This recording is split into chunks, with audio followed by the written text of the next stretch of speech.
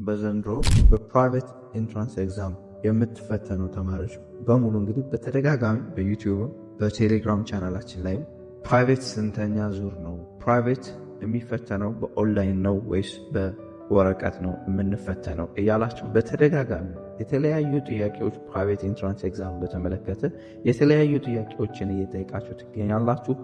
ዛሬ ፕራይቬት ኢንትራንስ ኤግዛም በተመለከተ ዲቴል መረጃ ሰጣችኋለሁ።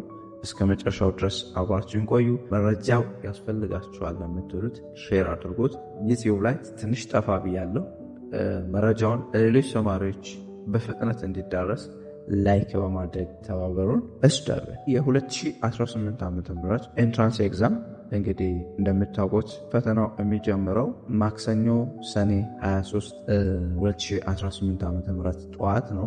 ፈተናው የሚሰጠው በ6 ዙር ነው። የ2018 ዓ.ም ኤንትራንስ ኤግዛም የሚሰጠው በ6 ዙር ነው። ፕራይቬት የምትፈተኑ ተማሪዎች በኦንላይን የምትሰጡ አላችሁ፣ በወረቀት የምትሰጡ አላችሁ። የፕራይቬት ስንተኛ ዙር ነው የሚለውን ስናይ እንግዲህ እዚህ በፊት ባለኝ ኤክስፒሪየንስ የፕራይቬት ወይም የኦንላይን ይህን ያክል ዙር ነው ይህን ያክል ዙር ነው አይባልም።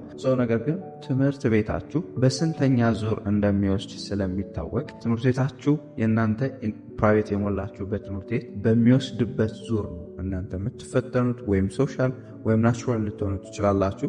ነገር ግን የእናንተ ተመሳሳይ ተማሪዎች ሬጉላሮቹ በሚወስዱበት ቀን ነው እናንተ የምትወስዱት። it could be round 1 round 2 round 3 round 4 round 5 round 6 ሊሆን ይችላል። ከስድስት አንዱ የእናንተ ትምህርት ቤት በሚወስድበት ታይም ቴብል ነው የምትወስዱት ማለት ነው።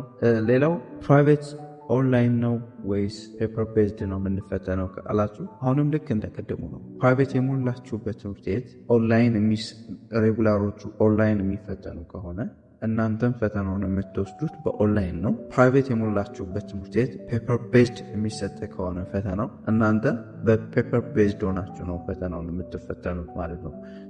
ምንም መደናገጥ ሳይጠበቅባችሁ፣ ምንም መረበሽ ሳይጠበቅባችሁ፣ ምንም መደናገጥ ሳይጠበቅባችሁ ማይንድ ሴታችሁን አስተካክላችሁ ፕራይቬትም ሆናችሁ ሬጉላር ተፈታኝ ሆናችሁ ለፈተናው ባላችሁ ጊዜ ውስጥ ሳትደናገጡ ሰልፍ ኮንፊደንሳችሁን እንዳለ ማይንድ ሴታችሁ እንደተስተካከለ አዌርነሳችሁ ምንም ሳትደናገጡ በደንብ ኮንፊደንሻል ሆናችሁ እንድትፈተኑ ሪከመንድ አደርጋችኋለሁ። ከወዲሁ ለሁላችሁም ለሬጉላር የሚሆን ለፕራይቬትም ተፈታኞች ከወዲሁ መልካም ፈተና እንዲሆንላችሁ እንመኛለን። መረጃው ለሌሎች ተማሪዎች ይጠቅማል ካላችሁ ላይክ ሼር አድርጉላቸው። ሆፕ ፈተናው በኋላ በፈተና መካከልም ብዙ መረጃዎችን ፈተናውን በተመለከተ ሼር እናደርጋችኋለን። እስከዛው ግን መልካም ዝግጅት፣ መልካም ፈተና። ፔስ